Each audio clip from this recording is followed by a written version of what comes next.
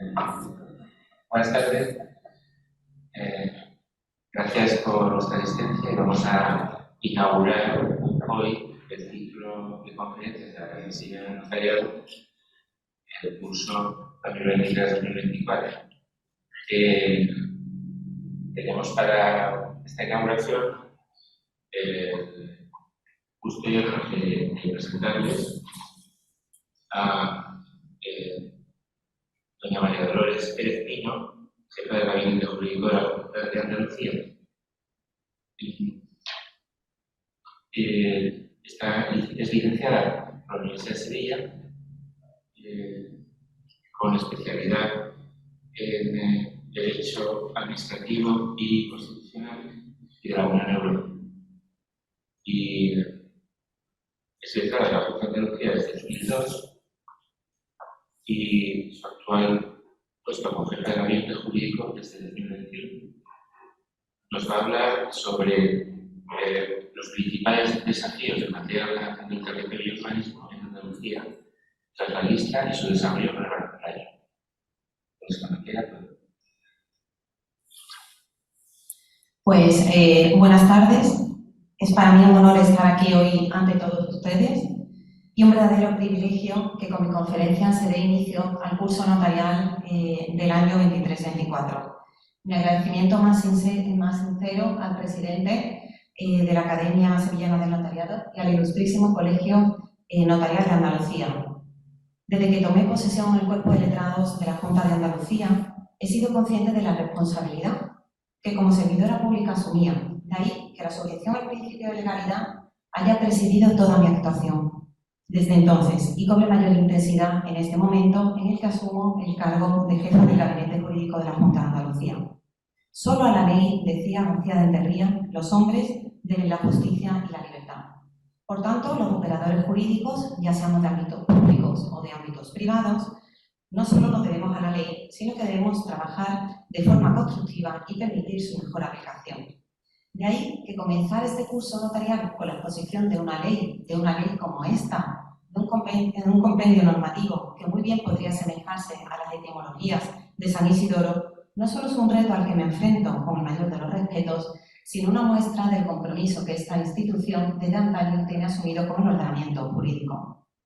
El 3 de diciembre del año 2021 se publica en el Boletín Oficial de la Junta de Andalucía la Ley 7/2021 de diciembre de impulso para la sostenibilidad del territorio en Andalucía. Pues bien, ¿cuál es el contexto en el que nace la ley? Ya mucho antes de su aprobación, incluso en su propio inicio, en su gestación, era una ley muy esperada, muy pionera en muchos aspectos, porque el punto de partida de la ley era proyectar un modelo territorial y urbanístico innovador y moderno adaptado a la ciudad del siglo XXI, por el principio de sostenibilidad.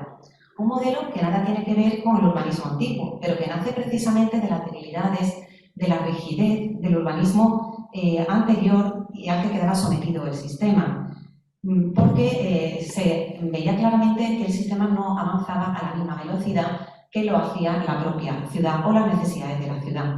No cabe duda que la forma de organizar las ciudades cambia, pero cambia en función de las necesidades de quienes las habitan. Recuerden incluso los orígenes romanos del urbanismo, en los que se presentaban planos ortogonales que representaban el cardus y el decumanum, atravesando la ciudad en forma de cruz, o incluso la ciudad lineal de la que hablaba Soria, a cada familia una casa, a cada casa un huerto. Eso ya queda muy lejos. También los planes de Sánchez de Cerdá del siglo XIX han quedado bastante antiguos, aunque en su momento fueron pioneros. Pero es que no queda tan lejos el urbanismo y la expansión en horizontal del urbanismo que trató de superar la LOA, que evidenció debilidades, sobre todo en la época de crisis económica. No obstante, el legislador estatal, en la Ley ya 8/2007, 28 de mayo del suelo, puso de manifiesto que realmente la tradición urbanística española se había volcado en la producción de una nueva ciudad, pero descompensando el equilibrio que debía salvaguardarse entre dichas actuaciones y aquellas otras que se orientaban a los tejidos urbanos existentes. Es decir, se primaba el desarrollo horizontal de la ciudad por encima de la calidad de vida de los propios ciudadanos. Por ello, el camino de la recuperación económica y la reconversión del sector inmobiliario y de la construcción requerían volcar todos todos los esfuerzos en actuaciones de rehabilitación y de mejora de la propia ciudad, dándose lugar a la Ley 8/2013 de Rehabilitación, Regeneración y Renovación Urbana. Pues bien, a esto respondió o intentó responder en su momento el legislador andaluz en el año 2002, pero ahora la lista, de forma muy valiente, ha pretendido optar por un cambio de sistema que sea mucho más flexible, sin las rigideces del sistema anterior y que se adapte a la propia evolución de la ciudad.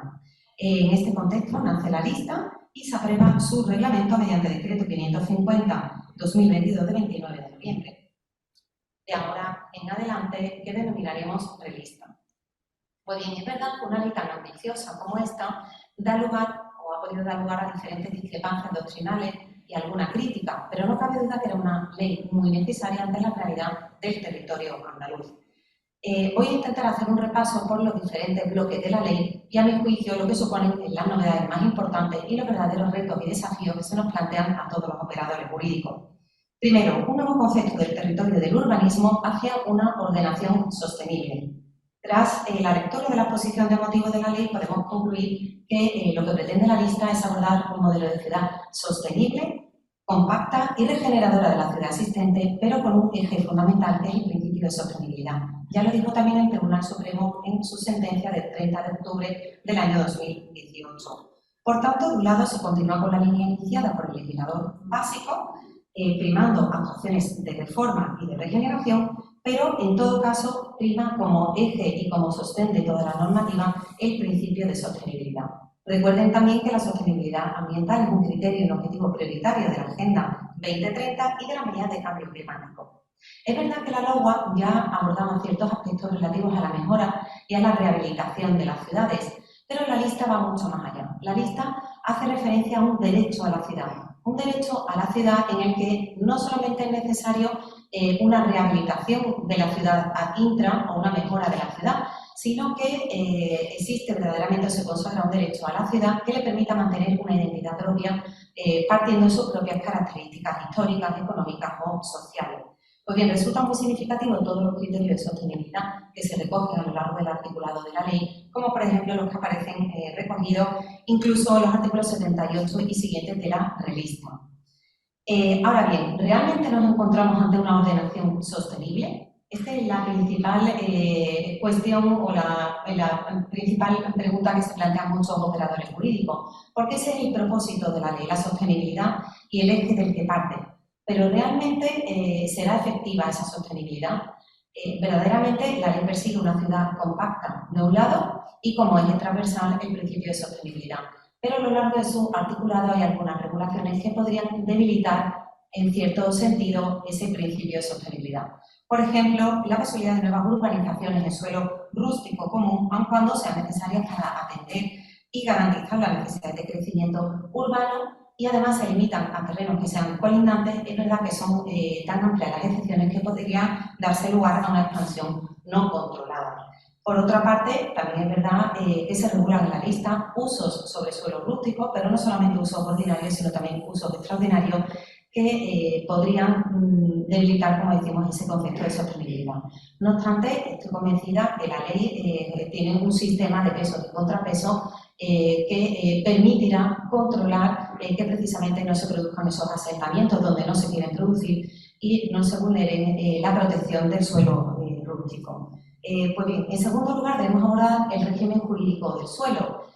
Cualquier legislación en materia urbanística y del territorio debe abordar como núcleo fundamental el régimen del suelo. No les voy a hablar aquí del derecho de propiedad, y que es un derecho que no es ilimitado, porque de sobra conocido por todos los aquí presentes, pero sí les voy a decir que en materia de régimen jurídico del suelo y del régimen urbanístico del derecho de propiedad, confluyen tres actores fundamentales. Por una parte, el Estado, en ejercicio de sus competencias básicas del artículo 143.1, apartado primero, que fija unas condiciones básicas que aseguren el ejercicio igualitario de derechos y deberes en relación con la propiedad urbanística. También la comunidad autónoma, que en ejercicio de sus competencias urbanísticas plasma el modelo específico de ciudad. Y, por supuesto, el municipio, que lo concreta a través del planeamiento urbanístico. Por tanto, la clasificación del suelo es fundamental es el presupuesto necesario para que a cada terreno que queda inserto en una determinada clase de suelo se le aplique un régimen jurídico urbanístico que posibilitará el juego de derechos y deberes correspondientes al propietario del suelo. Entramos, por tanto, en la clasificación del suelo.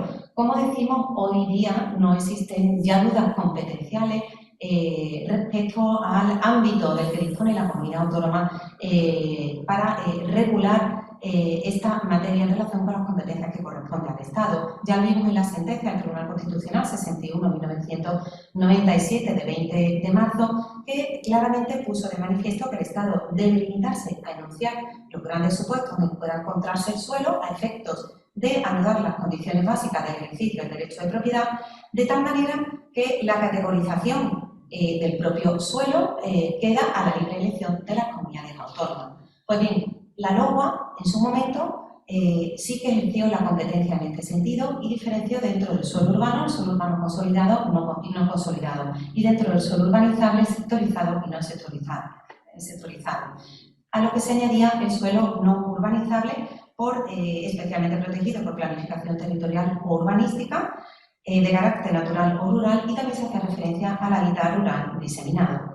¿Qué hace la lista? Pues la lista continúa la senda ya iniciada por el legislador básico del año 2007, que más que hablar de clases de suelo, vino a hacer referencia a situaciones básicas del suelo, diferenciando entre el suelo urbanizado y el suelo rural. La lista, con otra denominación, asemeja estas dos clases o situaciones del suelo, la clasificación actual. Así, el artículo 12 de la lista hace referencia solamente a dos clases de suelo: suelo urbano y suelo rústico. Por tanto, como vemos, el legislador andaluz opta por no incluir la categoría de suelo urbanizable y hace desaparecer la categorización dentro del suelo urbano consolidado y no consolidado.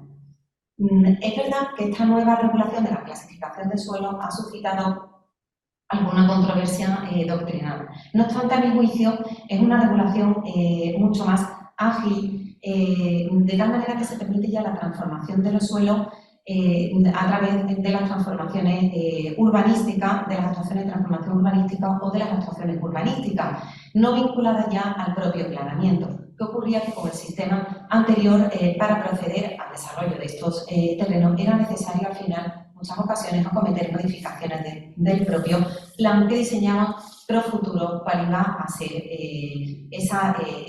las determinaciones de ese suelo.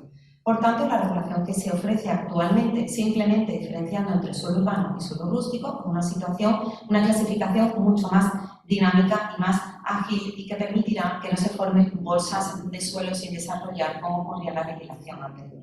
Pues bien, es importante tener en cuenta que la lista, en su disposición transitoria primera, dice que esta nueva clasificación del suelo entra en vigor de manera inmediata y directa.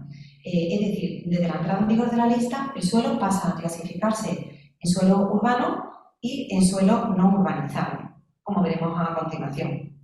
El suelo urbano aparece expresamente clasificado en el artículo 13, o se indica en el artículo 13 de la lista, que el suelo tiene la consideración de suelo urbano, de tal manera que el resto del suelo será suelo rústico, con las matizaciones a las que haremos referencia a continuación. ¿Cuál es el principal reto que se plantea en esta materia? Con este primer bloque, pues precisamente saber cómo queda el suelo tras la entrada en vigor de la lista y su desarrollo reglamentario y qué régimen jurídico se aplica. Como les he dicho anteriormente, la lista o el legislador andaluz apuesta por hacer desaparecer, en principio, el suelo urbanizable. Como sabemos, el suelo urbanizable era el suelo susceptible de ser transformado para ampliar la ciudad. No obstante, hay que tener en cuenta que la disposición transitoria primera de la lista sí que contiene una equiparación entre la clasificación anterior del suelo y la nueva clasificación de la lista. De tal manera que lo que viene a decir es que ese suelo urbanizable, en cuanto a que no presente características propias del suelo urbano, pasa a integrarse en el suelo rústico. No obstante, esto no implica que, sin más, el suelo urbanizable pierda sus posibilidades de desarrollo, puesto que la propia disposición transitoria en los apartados 3 y 4 establece de qué manera se podrá proceder al desarrollo de dicho suelo. En cuanto al suelo urbanizable sectorizado, se le aplicaría el régimen de las ATO de nueva urbanización, considerando que ya se encuentran delimitadas, ya que según la disposición transitoria segunda de la relista, se realizaría directamente mediante la aprobación de un plan parcial de ordenación. Para el suelo no sectorizado sí que se requerirá una propuesta de delimitación de área. En segundo lugar, como hemos visto, la lista establece una clasificación bipartita de suelo.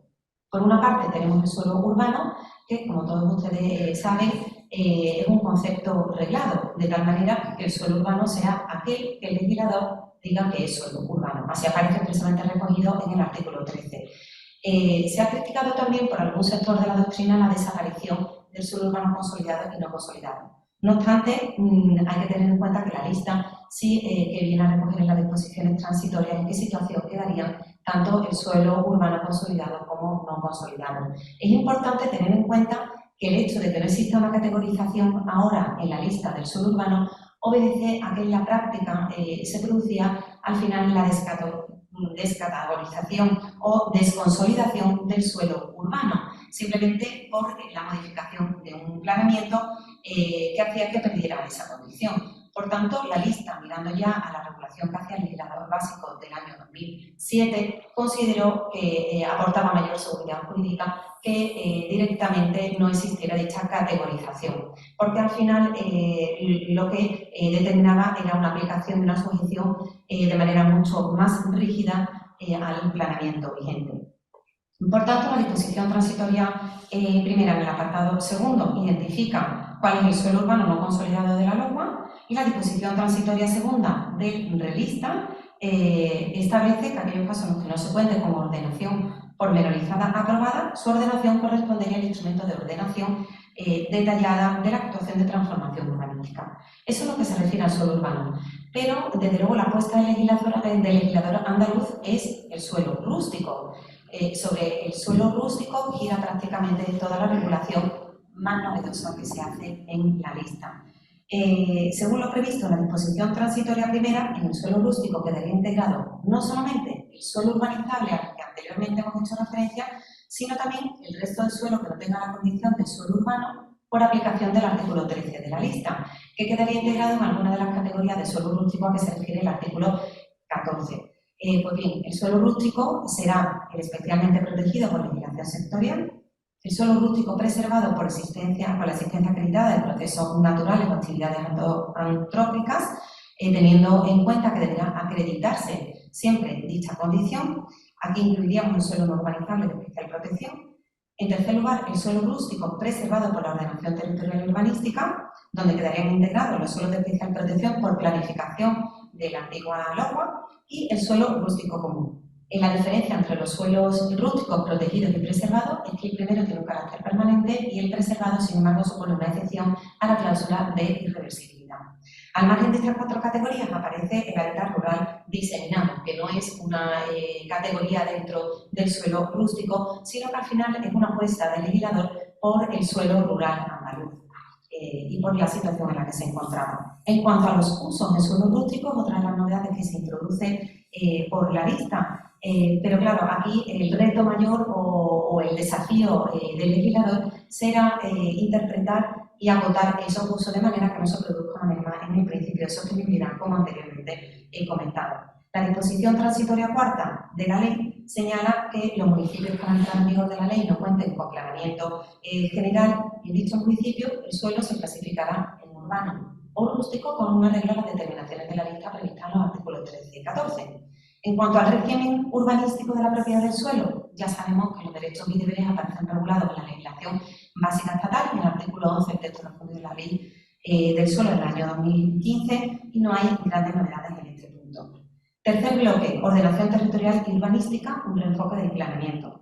Bueno, ya hemos analizado cuál es el régimen del suelo, ahora tenemos que ver cómo se ordena el suelo en el territorio. Para ello, la lista parte de dos premisas fundamentales. De un lado, aúna en un solo texto la ordenación territorial y la ordenación urbanística. Y de otro lado, considera que es necesario, con gran acierto, agilizar no solamente los instrumentos y simplificar no solamente los instrumentos de ordenación territorial y urbanística, sino también los procedimientos para su aprobación. Pues bien, a estos efectos, respecto al primero de los puntos, señala que la ordenación territorial necesariamente tiene que ir de la la mano de la ordenación urbanística, porque son complementarias. Por otra parte, en cuanto al segundo de los puntos, es decir, la simplificación administrativa, a mi juicio, lo que hace la lista es que utiliza 4 técnicas para lograr esa simplificación. Por una parte, se produce una clarificación del ámbito competencial entre las comunidades autónomas y las entidades locales, en las que se utiliza como concepto preeminente el interés supralocal, que es el que va a definir la intervención, en su caso, bien de la comunidad autónoma, bien de la entidad local. En el ámbito de ordenación del territorio, se refuerzan las competencias de la comunidad autónoma, tanto en sus 3 facetas, planificación, ejecución y la más novedosa disciplina territorial. Y en ordenación urbanística, definitivamente el legislador andaluz apuesta porque sea el ente municipal el que apruebe definitivamente el planeamiento. En segundo lugar, se simplifican los procedimientos y los plazos para su aprobación. En tercer lugar, se atribuye distinta naturaleza jurídica a las determinaciones de los planes, de tal manera que el artículo 5 de la lista ya no le atribuye a todo carácter de norma con la dificultad que conllevaba la modificación, sino que distingue entre normas, directrices o recomendaciones, lo cual aparece desarrollado también en el artículo 73 del relista. Por último, debe destacarse también como una medida, pendiendo de simplificación y, en cierto modo, de seguridad jurídica, el nuevo régimen de invalidez que se regula en el artículo 7 de los instrumentos de ordenación territorial y urbanística. Recuerden que la anulación de los planes provocaba la anulación, asimismo, en cascada de los instrumentos de desarrollo, por lo que el legislador, también con una apuesta arriesgada y valiente en el ejercicio de su competencia, pero con pleno respeto a la legislación básica estatal, como así dice el primer inciso del artículo 7, ha querido contener un principio de conservación de actos de tal manera que se evitara la situación de vacío que se provocaba en muchos municipios ante la anulación íntegra de los planes, en las que los planes anteriores no daban respuesta a una realidad física muy diferente y que había avanzado lógicamente en el tiempo. En cuanto a la ordenación territorial, las novedades más importantes son, de un lado, que la ordenación territorial va de la mano ya de la protección del litoral y del paisaje, y en segundo lugar, que hay una mejor organización de los instrumentos de ordenación. Se distinguen los de ejecución territorial, de tal manera que, junto al Plan de Ordenación del Territorio de Andalucía y los planes de ordenación de ámbito subregional, se introduce el proyecto de actuación autonómico como una novedad. Por otra parte, hay que tener en cuenta que, en cuanto a los instrumentos de desarrollo, se incluye en la declaración de interés autonómico los planes especiales de iniciativa autonómica, que son muy novedosos, son como declaraciones de interés autonómico de menor intensidad, es decir, cuando no se puede hacer la declaración de interés autonómico, se aprobará un plan especial de iniciativa autonómica y los proyectos de obra y urbanización. Y en cuanto a la relación con los instrumentos de ordenación urbanística, aparece señalada expresamente en el artículo 53 esa relación entre los instrumentos de ordenación territorial y urbanística. Y con ello pasamos ya a la ordenación urbanística. Si el núcleo fundamental de cualquier regulación en materia urbanística y territorial es el régimen del suelo y su clasificación, con ello debemos atender también a la ordenación urbanística. Sin duda alguna, la lista opera importantes cambios y novedades en este ámbito que también suscita alguna preocupación a los operadores jurídicos en cuanto a su aplicación práctica. Pero ¿cuáles son las novedades más importantes? En primer lugar, a diferencia de la LOPA, que establecía 3 niveles de ordenación, la estructural, la pormenorizada preceptiva y la pormenorizada facultativa o potestativa, lo que hace ahora la lista es establecer solamente 2 niveles de ordenación general y de ordenación detallada. En segundo lugar, para mí también un gran acierto, lo que hace el legislador es establecer unos instrumentos de ordenación urbanística ajustados a la realidad de los municipios. De nada serían instrumentos de ordenación urbanística que fueran aplicables por igual a todos los municipios con independencia del número de habitantes de cada uno de ellos. Así, entre los instrumentos de ordenación urbanística, ahora se distinguen dentro de los instrumentos de ordenación urbanística general el PEGON, que es el Plan General de Ordenación Municipal, el POI, que es el Plan de Ordenación Intermunicipal, y el Plan Básico de Ordenación Municipal, que se aplicará a aquellos municipios que tengan una población inferior a 10.000 habitantes. Pero siempre, lógicamente, que no sean litorales o formen parte de aglomeraciones urbanas de un centro regional. Se recogen también en la lista los instrumentos de ordenación urbanística detallada y junto a ellos instrumentos que son complementarios de la ordenación urbanística, que no cambian respecto a la legislación anterior, bueno, y que tampoco quedarían lógicamente sometidos a la opción ambiental estratégica. Muy importante, los criterios de sostenibilidad ambiental, que también están presentes en la ordenación urbanística. Aparecen ya como principio general en el artículo 4 de la ley. En el artículo 61 se definen estos criterios y los artículos 78 y siguientes del relista se desarrollan de manera exhaustiva cómo deben aplicarse o tenerse en cuenta los criterios de sostenibilidad en las determinaciones de los instrumentos de ordenación urbanística. Una labor ahora que le compete, desde luego, a la Administración actuante es realizar una comprobación, una suerte de checklist de todos estos criterios de sostenibilidad que deben estar presentes en los instrumentos de ordenación. En cuanto al procedimiento, ya hemos comentado que se ha hecho un esfuerzo por clarificar el régimen competencial en el ámbito urbanístico y la competencia que en este caso se atribuye a las entidades locales, siempre que son los casos en los que deba intervenir la comunidad autónoma en los supuestos de ejecución por parte de la entidad local. Dentro del procedimiento quiero destacar también que la lista hace un esfuerzo por lograr que la participación ciudadana sea real, pero sea real a lo largo de todo el procedimiento, desde los actos preparatorios hasta la misma tramitación. En cuanto al plazo, el artículo 79 de la lista hace referencia al plazo máximo para resolver, aprobando, delegando o suspendiendo el planeamiento definitivo, el instrumento definitivo, y le confiere un plazo, atribuye un plazo de 3 años. Ahora bien, se establece como un plazo de caducidad. Y el punto que sin duda alguna más preocupa tras esta nueva regulación que se establece en la lista es la adaptación de los planes vigentes o qué ocurre con la planificación vigente y la planificación que contempla la lista. Pues bien, hay que tener en cuenta que la lista sí que atiende a esta situación en sus disposiciones transitorias.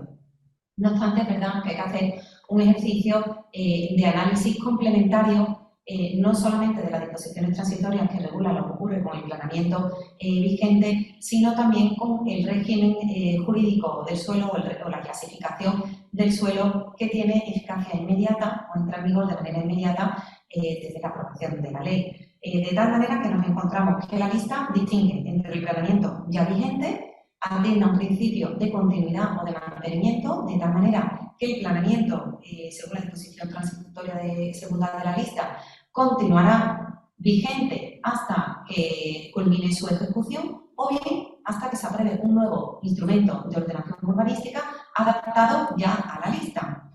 Por tanto, no se podrá revisar ese planeamiento, sino que en el caso de que sea necesario deberá aprobarse un nuevo instrumento. En cuanto a las modificaciones, no se permite ninguna modificación que implique una transformación de carácter urbanístico. No obstante, hay que tener en cuenta que el relista sí contempla una excepción importante en la disposición transitoria tercera, apartado segundo, y es que establece la posibilidad que cuando sea necesario incorporar a la ordenación urbanística vigente actuaciones de carácter supralocal previstas en planes de ordenación del territorio o bien declaraciones de interés autonómico o instrumentos de planificación sectorial, sí se puede realizar esa modificación sin necesidad de sustituir el planeamiento o el plan afectado en su totalidad. Y bueno, aquí también se nos plantea el problema de las licencias, ¿no? ¿Qué ocurre cuando se solicita una licencia que con arreglo a la nueva clasificación del suelo podría obtenerse perfectamente, pero el planeamiento vigente no concuerda con la clasificación del suelo para la que se solicita la licencia? Sí es verdad que la lista, en una disposición transitoria, no la lista, sino el reglamento, perdón, en la disposición transitoria tercera, apartado quinto, contempla la posibilidad referida solamente al caso del suelo urbano no local, sino al suelo urbano del artículo 13 de la lista, el que está clasificado por el Ministerio de la Ley. De tal manera que si el suelo no contara con una ordenación pormenorizada, sí que permite, en ese caso, modificar el antiguo instrumento de planeamiento vigente para establecer esas determinaciones, de tal manera que se pudieran otorgar licencias sobre este suelo que está ya reconocido de facto. No obstante, bueno, ahí queda la duda que ocurriría respecto a aquellos planeamientos que contengan determinaciones que no se ajustan en puridad a las licencias que se solicitan para el suelo ya clasificado. En cuanto a los planeamientos o instrumentos que estén en tramitación, pues simplemente la ley no contempla un principio de retroactividad, sino que se seguirán tramitando conforme a la normativa anterior con alguna excepción, es decir, permite que se ajuste a determinaciones ya directas de la lista, pero siempre que se puedan conservar informes, pronunciamientos sectoriales y actuaciones del órgano ambiental que no se vieran afectados en su contenido. Algún matiz también se contiene en la disposición transitoria quinta, segunda de la lista. Otro bloque importante al que me quiero referir es la gestión urbanística. La lista, bajo la rúbrica Ejecución urbanística, regula en el título quinto este ámbito que yo prefiero denominar gestión urbanística porque me parece un concepto bastante más amplio y no el concepto tan estricto de ejecución urbanística. Pues bien, no es que contenga grandes novedades este apartado, pero sí alguna que merece una mención especial. Por ejemplo, en primer lugar, lo que se hace es que se clarifican cuáles son las actuaciones sistemáticas y asistemáticas. Lo que hace al final la lista es llevar a rango legal y con carácter formal lo que era una práctica coloquial comúnmente admitida, que era esa diferenciación entre actuaciones sistemáticas y asistemáticas. Además, la diferencia que se establece en la ley va a ser que dependerá si se requiere para la actuación una actuación previa de gestión o no. Es decir, serán actuaciones que se podrán ejecutar mediante la modalidad sistemática siempre que sea posible su delimitación en unidades de ejecución y asistemáticas en caso de que no sea posible o se trate de actuaciones de mejora urbana. Pues bien, aquí en las que llamamos asistemáticas o en las actuaciones en la modalidad sistemática, quedarían incluidos los sistemas que ya conocíamos de compensación, cooperación y expropiación. Aparece desarrollada también en la revista y se contiene una excepción a la ejecución mediante modalidad sistemática en el artículo 126.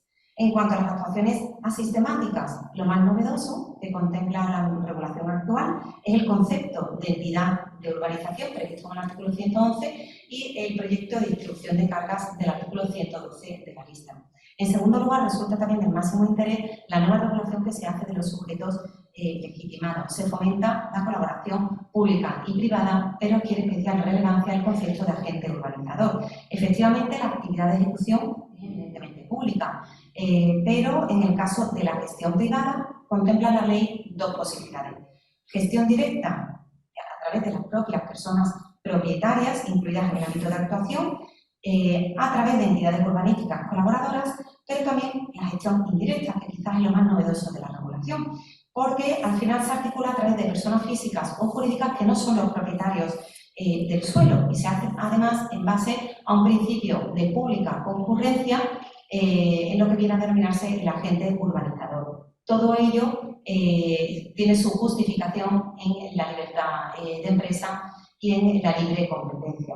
El agente urbanizador es una figura tan novedosa y tan importante que se contempla en la regulación que incluso el revista determina en el artículo 181 cuáles son las potestades y prerrogativas que puede ejercer ese agente urbanizador.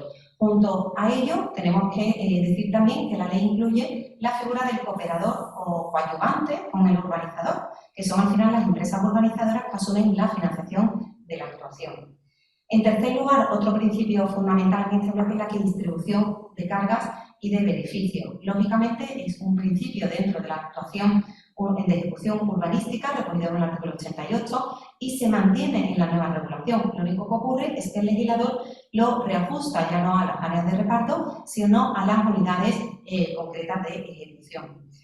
En cuanto a los instrumentos de transformación jurídica de la propiedad, evidentemente en el ámbito de la ejecución urbanística se puede producir una transformación en un doble sentido, una transformación jurídica y una transformación física de los terrenos. La transformación jurídica es la necesaria para adaptar las situaciones de propiedad y de derechos reales a la nueva ordenación urbanística. La transformación física es la que entraña propiamente la ejecución de obras de urbanización. Pues bien, la lista en lo que se refiere a la transformación jurídica contempla varios instrumentos, la cancelación, la preparcelación y otros instrumentos de transformación jurídica. En cuanto a la parcelación, no me voy a detener mucho porque será objeto de otra sesión, simplemente indicar que se recoge en la lista un sistema análogo al que se recogía ya en la LOA, de tal manera que hay un catálogo de supuestos de reparcelación y otro catálogo de indicios o presunciones de casos de parcelación. Y en la reparcelación tampoco es que existan grandes novedades. En cuanto a otros instrumentos de transformación jurídica, pues sí me parece muy interesante el proyecto de distribución de cargas de urbanización, la ejecución de actuaciones de transformación mediante el régimen de propiedad horizontal, que es una novedad también que incorpora el relista en el artículo 168, y otras técnicas de ejecución que no son ni más ni menos que las transferencias de aprovechamiento urbanístico y que así aparecen recogidas en el artículo 93, apartado segundo de la lista. Y en quinto lugar, dentro de este bloque, los instrumentos de intervención en el mercado del suelo. Tampoco varía la regulación con la anterior, se sigue recogiendo en este ámbito la constitución y gestión de patrimonio público del suelo, la posibilidad de constitución de derechos de superficie y los derechos de tanteo y tracto. En quinto lugar, y por lo que se refiere ya a la actividad de edificación, aparece regulado en el título sexto de la lista y entre las novedades que prevé el legislador andaluz podemos destacar que se clarifica con bastante mejor criterio, a mi juicio, la ejecución de obras, la intervención administrativa y la conservación y la rehabilitación. Todo ello sobre la base del principio de sostenibilidad que impregna la norma. De ahí que las actuaciones edificatorias se distingan en suelo urbano y en suelo rústico. Y además, esa preocupación que tiene el legislador por el suelo rústico también se manifiesta en este ámbito, de tal manera que el relista dedica un artículo bastante extenso y bastante detallado, el artículo 284, a regular los usos provisionales en suelo rústico. Una cuestión muy importante también que se incluye como novedad, o con una mejor regulación en la lista es precisamente la relativa al incumplimiento del deber de edificación y la ejecución por sustitución. A diferencia de lo que ocurría en el régimen anterior, el propietario está dotado de mayores garantías. ¿Por qué? Porque una vez que se declara el incumplimiento del deber de edificación, se le concede, el terreno pasaría a integrarse en el registro municipal de solar y de edificaciones ruinosas y se le concedería en plazo de un año, bien para que pida la licencia correspondiente o bien para que justifique por qué no puede llevar a cabo la edificación. Por tanto, es una novedad importante. Una vez que saliera ya a subasta, en su caso, el terreno o de qué se trate, también es importante la diferencia respecto al régimen anterior, porque en este caso sí que el precio que se obtuviera de la subasta pasaría como precio de venta al propietario del terreno, con lo cual se evita especulación que también se originaba con el anterior sistema. Por lo que se refiere a los medios de intervención administrativa, sin duda alguna lo que hace aquí la lista es adaptarse ya a la medida de simplificación administrativa que se contemplaban en el decreto ley incluso o que se iniciaron en el ámbito urbanístico en el decreto ley 2/2020. Se regulan los actos que están sujetos a licencia, que están sujetos a declaración responsable y que también están sujetos a comunicación previa. Como novedad, el artículo 137, apartado segundo de la lista, te dice que no estarán sujetos a licencia usos como por ejemplo el uso agrícola, ganadero, forestal, cinegético, minero, etc. Lo cual no significa que deba cumplir los presupuestos medioambientales a los que está sujeto. Otra de las cuestiones interesantes que se plantean en la lista, bueno, pues las causas de nulidad de las licencias, que también aparecen completadas de manera mucho más desarrollada en el artículo 305 del reglamento. Y el sentido del silencio. Ya al final lo que hace el legislador andaluz es integrar a nivel legal lo que habían dicho en muchas ocasiones los tribunales, ¿no? El silencio se regula con carácter positivo, efectivamente, pero sí que el legislador contiene una previsión en el artículo 140 de la lista, porque si bien es cierto que el silencio es positivo, dice que en ningún caso podrán adquirirse por silencio administrativo facultades o derechos contrarios a la normativa territorial urbanística. Por tanto, queda bastante abierto el ámbito de lo que sería al final el silencio negativo. También se regula la caducidad de la licencia. Lo interesante de la caducidad de la licencia es que implicaría la constitución de la parcela o del solar en situación de ejecución ya de sustitución. Pues bien, por su parte, los actos sujetos a declaración responsable o comunicación previa aparecen expresamente desarrollados en el artículo 138 de la lista y en el 298 de la lista. En mi caso, o en este caso, entiendo que el principal desafío o el reto al que se enfrentarían los operadores jurídicos y, sobre todo, las administraciones actuantes sería el del régimen de comprobación y control de esos actos. Porque es verdad que se introduce como una medida de agilización administrativa y de simplificación la declaración responsable y la comunicación previa, pero es necesario que ello no quede exento de un control a posteriori y de la potestad de inspección en este caso. Por otra parte, la lista también refuerza los controles y la inspección, como posteriormente veremos. El artículo 146 regula la situación legal de ruina urbanística de forma también más clara y más desarrollada que la legislación anterior. Y entramos ya al final con la disciplina territorial urbanística. Como no, ya el presupuesto del que parte el legislador es integrar en un solo texto la ordenación territorial y la ordenación urbanística, de tal manera que también lo hace en el ámbito de la disciplina. Con anterioridad, en la LOTA no aparecía regulada la disciplina en materia territorial, de ordenación territorial. Esto es una novedad que se introduce ahora en la lista. Pero sí es verdad que en el ámbito de disciplina territorial la lista comete una regulación ex novo de todo lo que se refiere tanto a la fase sancionadora y a las competencias en materia de sanción, como de restablecimiento de la legalidad territorial, que a continuación comentaremos. Pues bien, en materia de disciplina territorial se define la competencia autonómica para el restablecimiento de la legalidad y la imposición de sanciones que comporten infracción de la ordenación territorial como una competencia directa, lógicamente en consonancia con la competencia exclusiva de la comunidad autónoma en materia de ordenación del territorio. Al mismo tiempo, se incluye la posibilidad de que la comunidad autónoma sustituya a los ayuntamientos en el ejercicio de las acciones declarativas y ejecutivas para el ejercicio de sus competencias en materia de disciplina.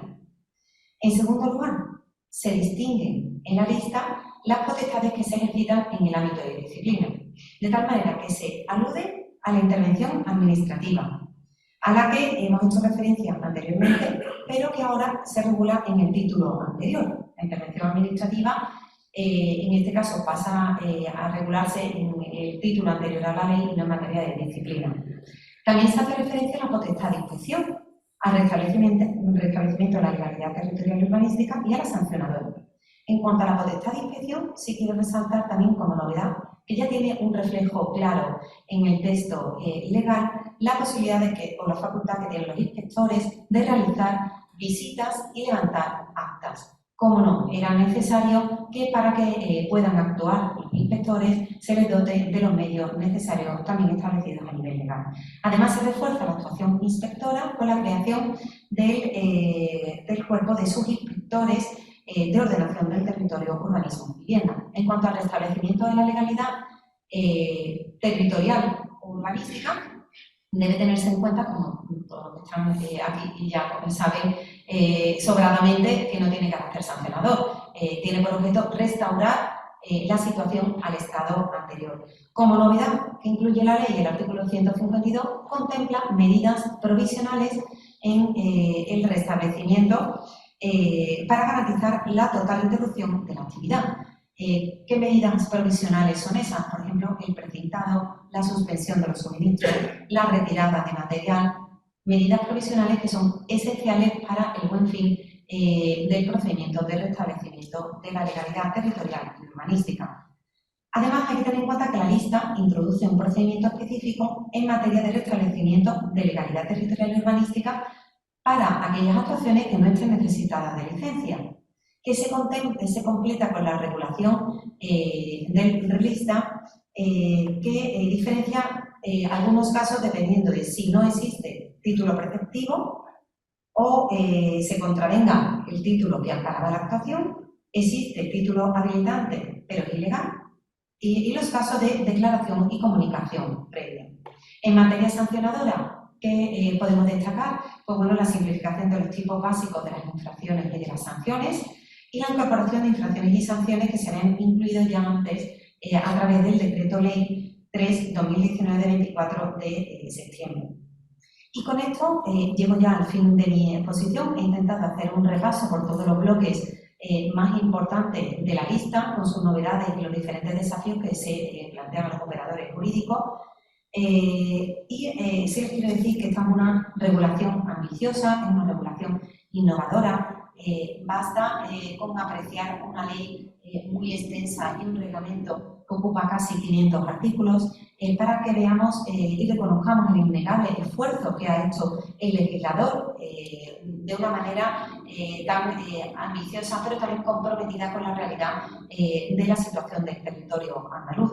Es una apuesta del legislador, pero a la que estamos llamados todos los operadores jurídicos, que debemos contribuir a que ese derecho a la ciudad que se proclama en el texto de la lista no quede vacío de contenido, sino que nos corresponde a nosotros como operadores jurídicos, públicos y privados dar contenido mediante las interpretaciones que se hagan del texto de la ley a este derecho. Y aquí traigo a colación una frase que me gusta mucho de Robert Parker, que venía a decir: la ciudad es el intento más exitoso del ser humano de rehacer el mundo en el que vive, de acuerdo con el deseo más íntimo de su corazón. Pero si la ciudad es el mundo que el ser humano ha creado, es también el mundo en el que a partir de ahora está condenado a vivir. Así pues, indirectamente y sin un sentido nítido de la naturaleza de su tarea, al hacer la ciudad, el ser humano se ha rehecho a sí mismo. Pues muchas gracias a todos por su atención y que pasen buena noche.